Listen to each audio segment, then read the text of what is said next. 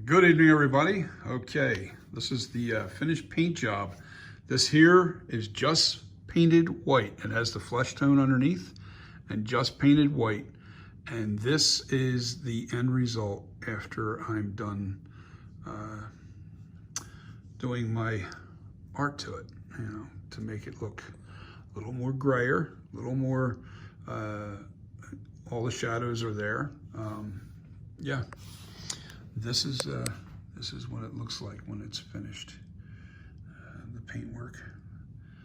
So tomorrow I have 1, 2, 3, 4 masks done and ready for sale. But I'm gonna have these all done. I'm gonna finish up this guy tonight with the art, with the paint paint scheme. The other ones are all painted too, so they're. And it's a subtle change. It's just got a black acrylic wash on it. This is how it's gonna look when it's all done. That is gonna be the final look of the NightCreeper 78. NightCreeper 78. What do you guys think? Let me know. See them side by side. You see one that's painted just white, and the other one is painted, is the finished artwork. So what do you think? Let me know. And now this mask here is actually 25 inches in diameter. I'm gonna double check that anyway. I think it might be 24.5 or 25, it might be just 25, but that's the 25 inch and that'll fit you, most people, perfect. Yeah, most people, this will fit you perfect. So I'm gonna put one in Patty's Party World when I'm done hairing this. eBay's gonna have one. eBay, I think the starting bid's gonna be $350 or $500. I haven't made up my mind yet. I have a feeling this thing's really gonna sell, and collectors are gonna go after it, but we'll see. Do they deem this a nice piece? The hair is very important. I have got to get that hair perfect, and I will do the hair job I had on my display piece. I tried a different way of hairing, and after doing it, I don't like that method. So I'm going back to what I usually do with the hair, and it just laid so much better on the mask. And it'll turn out a lot better with the hairing that I normally do. But this is it. This is the NightCreeper. Boy, what a difference it makes. Just having the darkening of the eye sockets. See how, like, really? It's like, what's so cool about this mask is without the shadowing, it really changes the entire look. It's like turning on a bright light on this mask. If you just had this painted and just put a bright white light on it, it's a wash. It doesn't give you any effect. But when you paint it and you hair it and you have the right light, like this looks actually pretty amazing.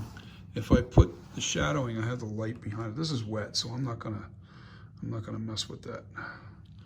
But if I take that and now all these marks, they're actually in the mask. That's not just painted on there. That's all in the mask. You can see them. See just paint that all the features are there. They're just accented a little bit, popping on the mask. So. Anyway, guys, I'm rambling and I'm tired. I've been at it all day with these, and didn't get much sleep last night, because I've been scheming on how I wanted to paint these masks. I've got a little technique that I do that I think is so much different than a lot of other people, and I like it because my process also seals the mask at the same time. So I don't have to worry about any of the washes coming off or the dark the darkened lips, they won't come. That won't come off. Everything is everything's on there for good. So, but I can't wait till that's haired. That's really going to look good. Wait till this mask is done. This is really going to be awesome. So, got to get these done. I got to send one out to my buddy Nick when I'm finished with this. I have 4, but they're kind of spoken for, so I have to go get. I have to go get a few more. I'm gonna make one more casting with the latex that I have left over. It's a bucket of red bucket over there. I'm not supposed to be in the dining room doing this stuff, but I had no choice because of the lighting. I needed the light. So anyway, this is it. This is the NightCreeper 2020. This is actual mask. That's it's, as you can see, my hand. I'm right next to the face, so it gives you an idea of how big it is.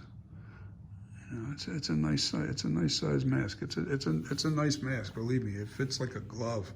I put this mask on. It's like really nice and snug. It doesn't roll around. The neck doesn't rub your shoulders.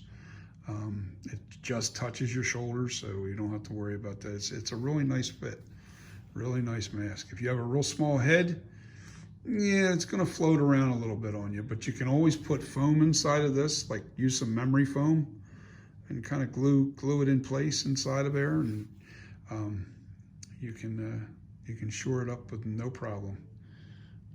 I would use contact cement if you ever decide you want to put foam inside your mask. And I don't know if you ever worked with contact cement, but the trick to contact cement is you have to put glue on both surfaces, the inside of the mask and also the piece of foam that you're going to put on. You want to, and you let both of those surfaces dry for about an hour, half hour, something like that. And then when those two surfaces come together, you will not get that foam off. It will never come off. But that's how you use contact cement. And believe me, you want to make sure that you have the foam where it needs to be. You better make sure you mark it, everything, before you put the foam on, because once the foam's on that latex, it won't come off. So if you decide that the mask is a little too big for you, you can always foam fill it a little bit to make it fit you nice. And as a matter of fact, the NightCreeper, this mask here is also going to be an H2, Halloween 2, 1981 version. So it'll be NightCreeper 81 when I finally do that. And what that's going to be is a little bit wider of a face, but it's still from the original. It's still from the same sculpt. So let me know what you think, guys. Peace, and have a great, great, great week.